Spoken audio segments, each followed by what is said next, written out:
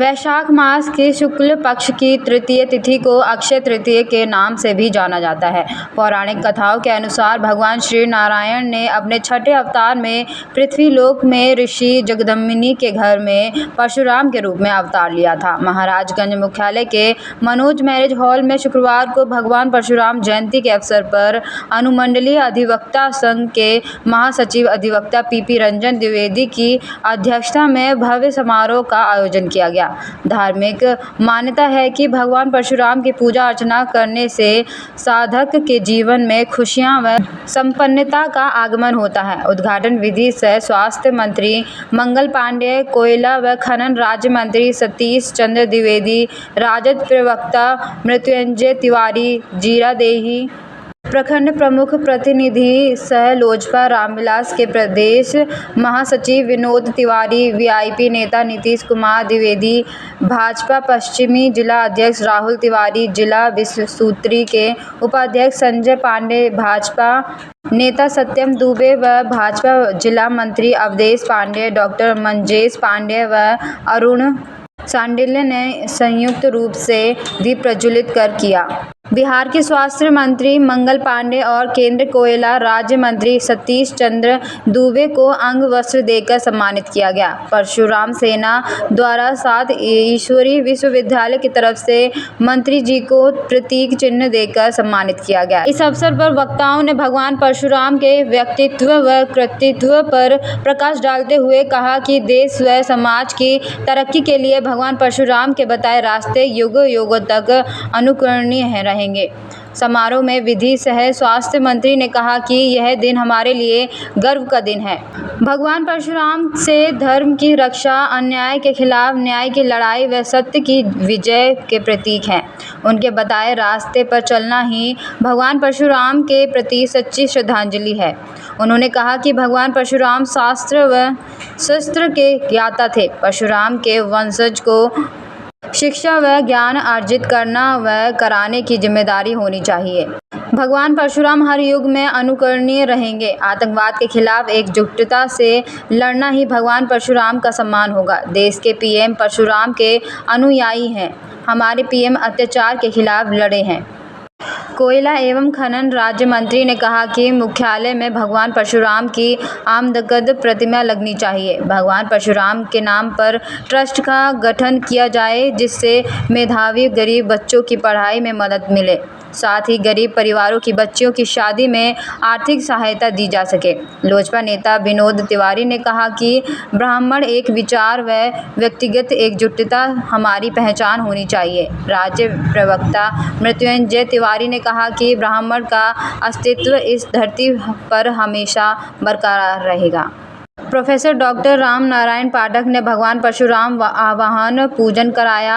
भजन कीर्तन व स्वागत गान मनन गिरी मधुकर व अजय पांडे ने प्रस्तुत किया। समारोह के दौरान मंच से सभी अतिथियों को भगवान परशुराम का पट्टा व चित्र भेंट किया गया। लक्ष्मी का पूजा करते हैं राम और नवमी के अवसर पे जगह जगह मंदिर में जाके भगवान राम का पूजा हम करते हैं, लेकिन भगवान परशुराम का हम लोग जन्मदिन मनाते हैं, लेकिन उनका प्रतिमा बड़ा लगे हर जगह पर नहीं, जगह हर गांव में हो सकता है तो कम से कम प्रखंड स्तर पे, जिला स्तर पे उनकी प्रतिमा बननी चाहिए, उनकी मूर्ति बननी चाहिए। जब भी पूजा का अवसर आता है तो मेला का रूप ले लेता है। तो जब आप प्रतिमा रखेंगे, छठ तृतीया के धूमधाम से पूजा करेंगे, आए दिन पूजा करेंगे, तो निश्चित रूप से एक मेला का रूप रहेगा।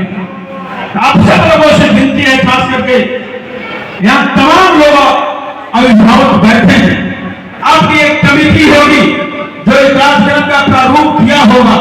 उस कमेटी के लोगों से आग्रह है कि इसके लिए तमाम लोग मंचासीन जो बैठे हैं तन मन धन से आपके साथ खड़े हैं। जो आदेश होगा हम लोग करेंगे, लेकिन एक बड़ी प्रतिमा लगानी चाहिए हम सब लोगों को मिलकर, क्योंकि आज के आने वाले दिनों में जितनी व्यस्त समय है लोग पैसा देना पसंद करेगा, समय देना पसंद नहीं करेगा। और एक और मेरी सुझाव है कि थोड़ा इस पर प्रयास हम लोग करें,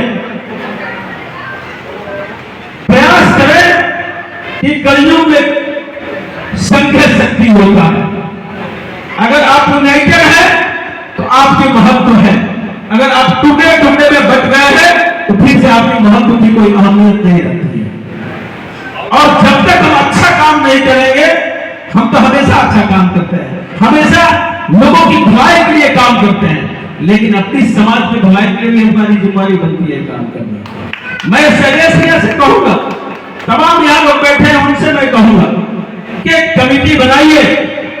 जो बच्चे पढ़ने वाले नहीं हैं, उसकी आर्थिक व्यवस्था गड़बड़ है, पढ़ना चाहता है, उसकी बहुत दयनीय स्थिति है, बहुत ऐसे आपके समाज के सक्षम लोग हैं जो आपके ट्रस्ट को डोनेट करके उस बच्चे के भविष्य संवारने का काम करेगा। उस पर हम लोग को काम करनी चाहिए।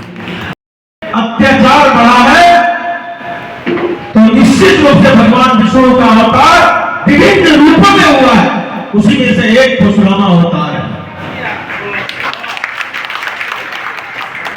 हम हर कोई अपना कुल देवी देवता को पूजते हैं।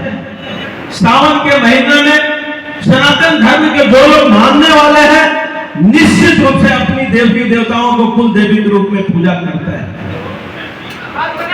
अब नवरात्र में